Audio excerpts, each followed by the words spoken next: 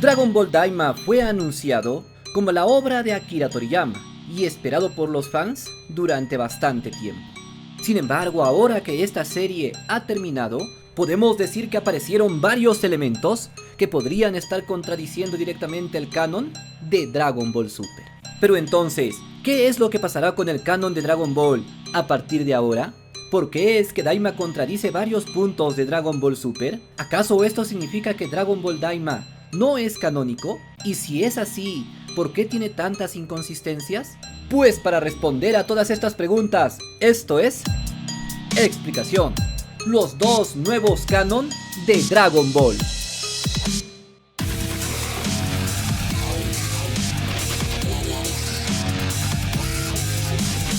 Advertencia.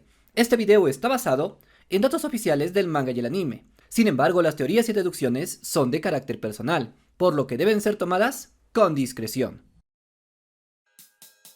Para comprender de manera correcta qué es lo que sucede con el canon de la historia de Dragon Ball, es necesario comprender también un poco de la historia de la creación de Dragon Ball Daima. Y es que todo esto habría comenzado hace ya un par de años. Resulta que hasta el año 2022, las cosas iban realmente bien.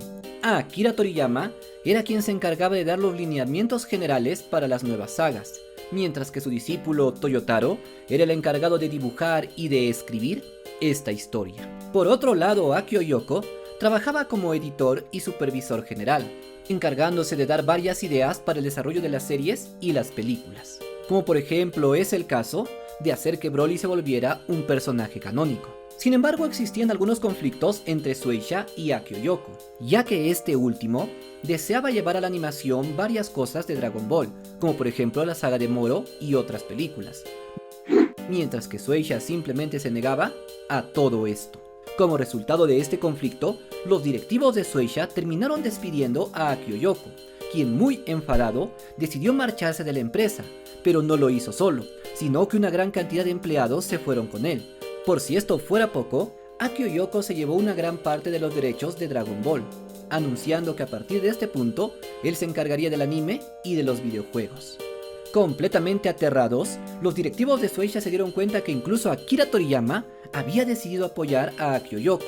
Sin embargo, existía un problema, y es que personajes como Granola o Moro, por ejemplo, pertenecían directamente a Shueisha, por lo que Akio Yoko no podía crear animes de estos personajes sin su autorización. Es de esta manera como Akio Yoko junto con Akira Toriyama forjaron un nuevo plan, el cual consistía nada menos que en crear un nuevo Dragon Ball. De esta manera, para poder continuar con la producción de nuevos animes de Dragon Ball sin utilizar a los personajes de Dragon Ball Super, Akira Toriyama decidió crear una historia que se encontrara justo después de la saga de Majin Buu y antes de los eventos de la saga de Dragon Ball Super. De esta manera no chocarían para nada con el canon de la historia, y por el contrario, podrían crear nuevas aventuras para Goku y sus amigos. Este proyecto sería lo que conocemos actualmente como Dragon Ball Daima. Por lo tanto, se podría decir que Dragon Ball se dividiría en dos historias. La primera de ellas sería la historia que conocemos en Dragon Ball Super, aquella que continúa después de la saga de Granola y de Super Hero, mientras que la otra historia nos contaría lo que pasó en los 5 años perdidos entre la saga de Majin Buu y la llegada de Bills, el dios de la destrucción. Por lo que se podrían considerar dos historias diferentes, pero ambas serían canónicas. Aparentemente, en un principio, Akira Toriyama planeaba hacer que ambos cánones coexistan al mismo tiempo, y que de alguna manera ambas historias puedan tener un sentido o lógica entre sí. Y para asegurarse que esto sucediera, Akira Toriyama respaldaría a ambas historias, asesorando tanto a Akio Yoko con Dragon Ball Daima como a Toyotaro con la creación de Dragon Ball Super. Por lo cual, aunque tengamos un nuevo Dragon Ball, ambas historias serían perfectamente lógicas entre sí y coexistirían en un solo universo supervisado por Akira Toriyama. Fue con este plan en mente como comenzó la producción del anime Dragon Ball Daima, y este anime funcionaba de una manera bastante peculiar, ya que a diferencia de las películas, Akira Toriyama no hizo el guión completo, sino que iba supervisando cada uno de los capítulos, involucrándose cada vez más profundamente, supervisando los diálogos y corrigiendo las cosas que no fueran correctas. Por lo que estos capítulos de Dragon Ball Daima eran 100% canónicos, pues tanto la historia como los diseños e incluso los diálogos eran creados y supervisados por el maestro Toriyama. Sin embargo, fue en este punto cuando llegó la noticia de la partida de Akira Toriyama, por lo que aquel día la producción de Dragon Ball Daima también se detuvo. A partir de este punto de la historia, todos los siguientes capítulos de Dragon Ball Daima ya no contaron con la supervisión directa de Akira Toriyama, por lo que simplemente siguieron los lineamientos que habían venido teniendo y comenzaron a utilizar las ideas que Toriyama había dejado hasta ese momento. Por lo tanto, podemos decir que Dragon Ball Daima es 100% canónico, pero solamente en la primera parte.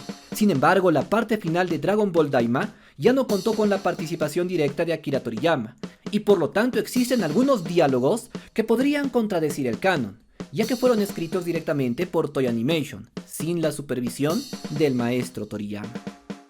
Por lo tanto, y en conclusión, podemos decir que Dragon Ball Daima sí es canónico, pero solamente en su primera parte, mientras que los eventos finales pueden ser considerados como semicanónicos, ya que cuentan con varias ideas de Akira Toriyama, pero tanto el guión como los diálogos fueron escritos solamente por Toei Animation. Por lo que el canon de Dragon Ball literalmente se ha dividido en dos partes diferentes. La primera de ellas se encuentra a cargo de Shueisha, escrita directamente por Toyotaro, el discípulo de Akira Toriyama, mientras que la otra historia pertenece a Capsule Corp y es dirigida directamente por Akio Yoko. Y ambas historias aparentemente tomarán rumbos completamente diferentes. Pero entonces, ¿cuál es la situación actual de Dragon Ball? ¿Cuál de los dos es canon? ¿Dragon Ball Super o Dragon Ball Daima? Pues para comprender de manera correcta este aspecto, comencemos por definir la palabra canon. Pues aquello que es canónico es lo que se considera como válido dentro de una historia. Por otro lado, podemos decir que existen dos tipos de obras distintas. La primera de ellas es la que se conoce como una obra de autor. Esta clase de obras se caracterizan porque todas ellas son escritas solamente por un autor original, como es el caso de Dragon Ball, y aquel que tiene la máxima autoridad para decir lo que pertenece o no a la historia real es simplemente el autor de dicha obra. Sin embargo, también tenemos obras que son consideradas como franquicias. En este punto no existe un autor específico, sino que simplemente es una empresa la que decide lo que es canónico o no canónico. Un ejemplo de este tipo de obras es Star Wars.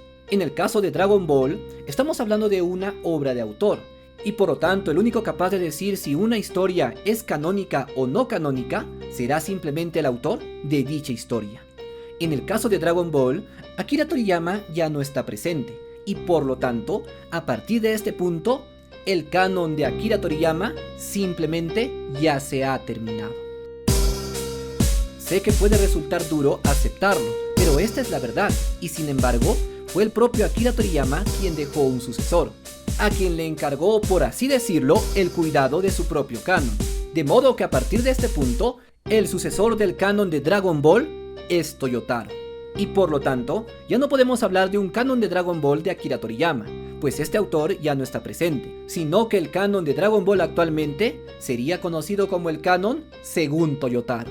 Y puesto que Dragon Ball es una historia de autor, entonces a partir de este punto, el único con autoridad para decidir qué es canónico y no canónico es solamente el sucesor de Akira Toriyama, quien casualmente es el autor de Dragon Ball Super. De modo que según el canon de Toyotaro, el sucesor de Akira Toriyama, Dragon Ball Super es 100% canónico. Y de hecho en el más reciente manga de Dragon Ball Super, Toyotaro ya ejerció esta autoridad, canonizando nada menos que a un personaje de relleno, el cual apareció en la saga del Torneo del Otro Mundo. Pero entonces, ¿qué sucede con Dragon Ball Daima? Pues tal como dije, Dragon Ball Daima es canónico pero solamente en su primera parte, mientras que lo que continúa no es canónico, ya que no fue escrito por Akira Toriyama, ni tampoco por su sucesor, por lo que se encuentra simplemente al nivel de otras historias originales de Toei Animation. Sin embargo, el caso de Dragon Ball Daima es también un poco diferente, ya que sí podemos decir que existe un autor o un protector de esta historia, y por supuesto me refiero a Akio Yoko, por lo que de alguna manera Dragon Ball Daima podría ser considerado como perteneciente al canon de Akio Yoko. Así pues, en este punto tenemos nada menos que dos cánones diferentes, el canon de Toyotaro y el canon de Akio Yoko.